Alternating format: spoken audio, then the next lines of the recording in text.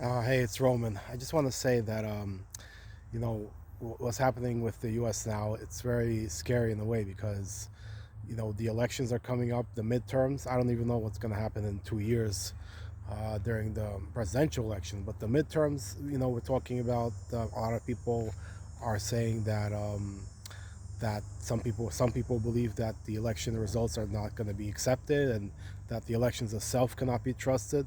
So I think that if the situation is going to be that type of situation, then we need a national figure.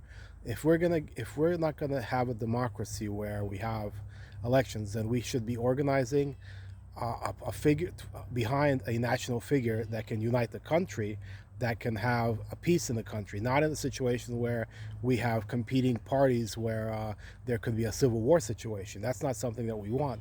So we have to have a figure.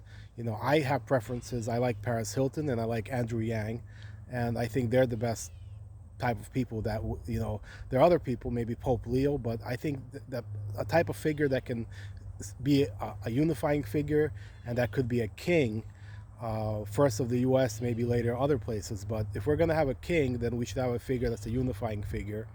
And so I think it's time that people start thinking about it, and not thinking in terms of elections, because the elections can lead to civil war, and that's not what most Americans want.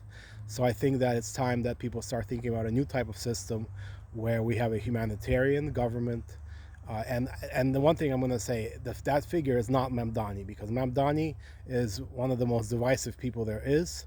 Even though maybe the younger people like him, the fact is he's not a Bernie Sanders. He's not even whatever, Mao, whatever you want to say. He's his own, doing his own thing, and he has an agenda that has nothing to do necessarily of making people's lives better. That's just like a byproduct. And he doesn't really care about you know what he says he does care about. I mean, his main things are, you know, I don't even want to talk about it, but let's just say Mamdani. I don't think people should change the law so that he can run for president. That's not the solution, and he's not going to be. I don't think he should be the king, if we ever have one.